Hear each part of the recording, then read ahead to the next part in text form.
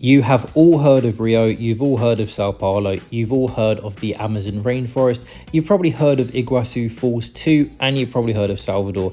But what are the top places in Brazil to visit that you've never even heard of? In this video, I'm going to reveal my top 5 favorite hidden gems in Brazil. Of course, if you are from Brazil or if you have traveled to Brazil in the past, do feel free, comment below your favorite hidden gems in the country, places in Brazil that you think are totally underrated and are not visited enough by tourists. And if you are coming to Brazil sometime soon, do feel free to check out the comment section and the description to this video. You're going to see a lot of links to different tours and activities that you can get up to in Brazil, such as, for example, a tour of Lençóis Maranhenses, the famous sand dunes in the northeast of Brazil, which is one of the top things you can do in the entire country. But without further ado, let's get into my list of hidden gems, and this list is in no particular order. So the first city in my list is going to be Masio, located in the northeast of Brazil, and this city is a beautiful beach city. In fact, I think this is the best beach city in Brazil,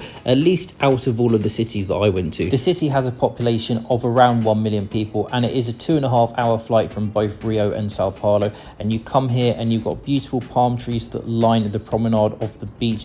You want to stay in the Ponte Verde neighborhood. It's a really modern, safe part of the city. You come down to the beach and it just has a really nice vibe, a real vacation holiday kind of vibe. Everyone's having a good time. You have a few beach bars as well, but what will really shock you is the color of the water. It is a beautiful blue crystal water. Now, what I really recommend you do is you take an Uber 30 minutes north to a beach called Praia de Ipioca, and as you can see in this clip here, the water is unbelievable, the most turquoise water I've ever seen in my life. And what you do like a 10-minute walk down the beach. You then end up at this river here. Again, I've never seen a river with a color of water like this before. The city itself has good infrastructure. It's got a shopping center, you've got good bars and restaurants there too, and the prices are certainly better than Rio and Sao Paulo. I was able to get a really nice apartment with a kitchen, washing machine, balcony, bedroom for 22 British pounds a night, which is just under $30 a night.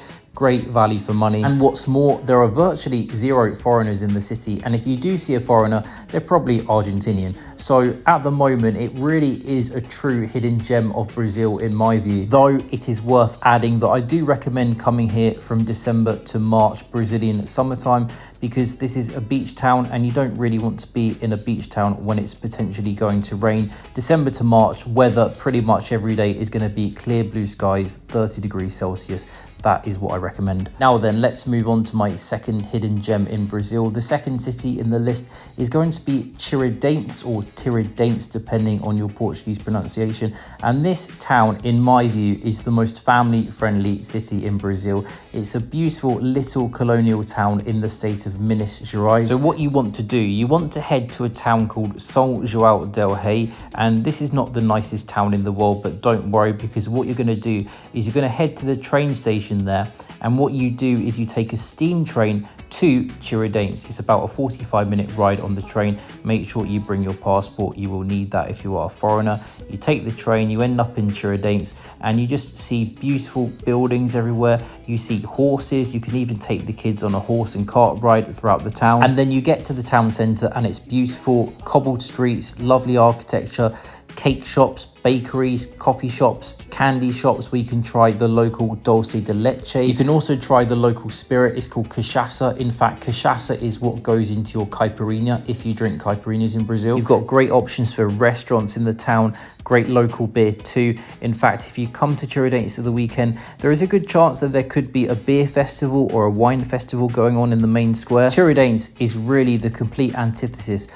of what your average person would expect from Brazil. The complete antithesis of stereotypical, dangerous, scary favela Brazil. To get here, you have two main options. You could head to the city of Belo Horizonte and then take a direct, roughly 4-hour bus to São João del Rei, and then take that steam train to get to Churidanes. Alternatively, you can take an approximately 6.5-hour direct bus from Rio to São João del Rei, and then take your steam train to Churidanes. Now it's time to move on to my third hidden gem in Brazil, and we're going to stay in the state of Minas Gerais. My third hidden gem is Diamantina. Diamantina, another colonial town with colonial architecture.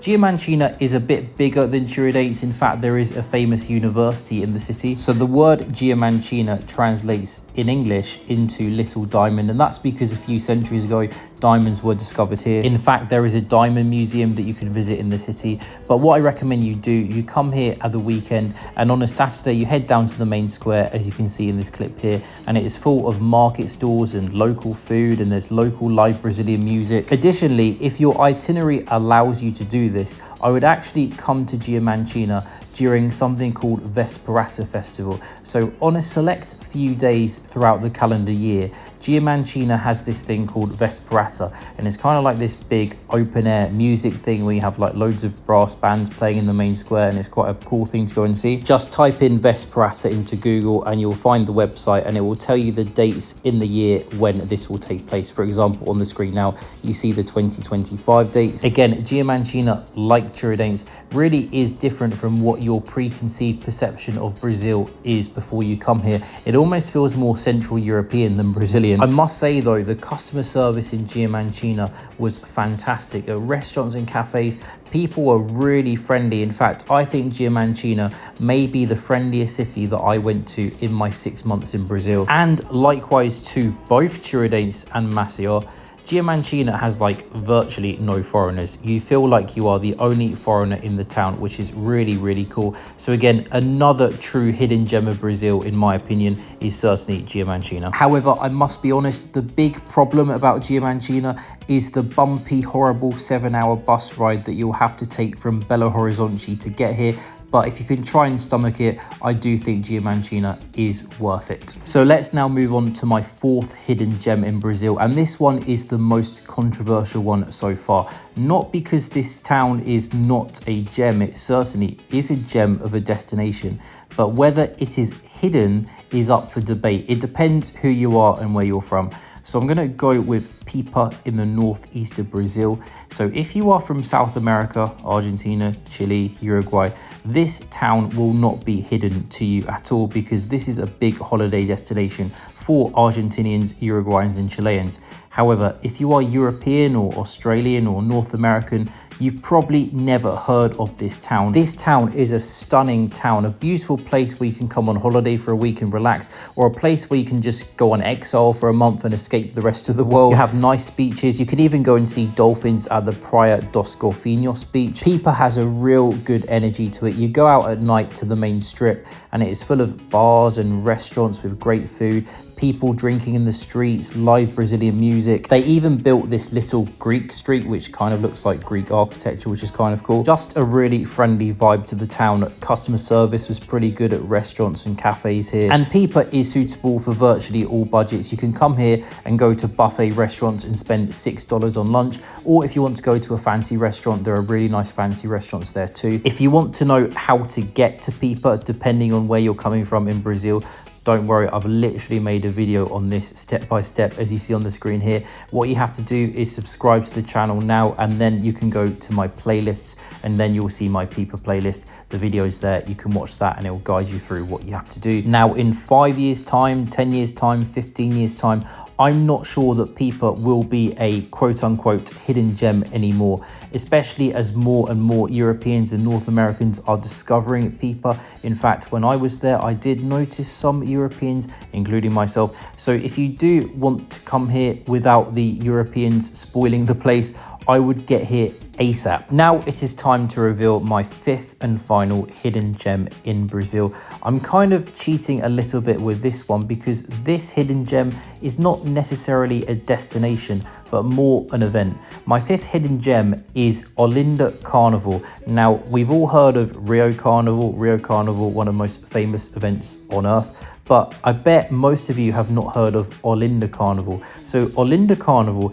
is actually one of the most famous carnivals in Brazil amongst Brazilians. So Olinda is another one of these old school colonial towns just north of the city of Recife. As you can see on the map here, it's virtually in the same city as Recife, but it's technically a different city. The problem with going to Carnival in Rio or Sao Paulo is that they are both really big cities, and all of the street parties, or blocos as they call them in Brazil, are spread out throughout the city. You've got to check different timetables, you've got to get up early in the morning and plan your day. Well, you don't need to do that in Olinda. Olinda is a small colonial town. All you got to do is head to Olinda every day during Carnival and your blocos are there. You don't have to worry about planning your trip or planning your itinerary of blocos. No, just head to Olinda. Everything's right there. I was really impressed with all of the street food options you have there. Even the cafes in the town are still open, so you can go into one of the cafes and get like a coffee or a hot chocolate or something. And the caipirinhas were really cheap as well. You could get 3/4 litre caipirinhas for 15 reais, which is about £2 British.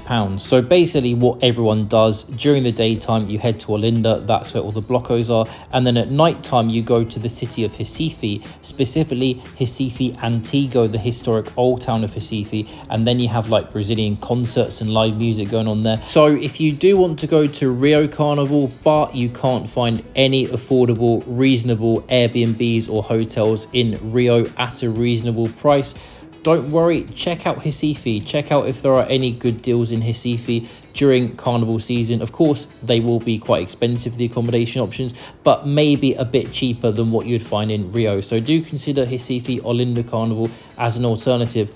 However, I will say that you do need to be aware of some technicalities in terms of how you get to Olinda Carnival during the Carnival season, because Uber is probably not going to work during Carnival. So what I've done, I've made a video explaining step by step how you get your transportation to Olinda Carnival and back to the city of Recife again. It's all in this video here. Just subscribe to my channel again. Watch this video if you're coming to Olinda Carnival. So that is my list. Let me know what you think about the list. Do you think it's a good list or do you think it's a bad list? Let me know your thoughts and opinions. Have you been to any of these cities that I've mentioned in my list as well? It will be interesting to know. Hope that you have enjoyed this video today. Don't forget to click like, click subscribe, and I'll catch you in my next video.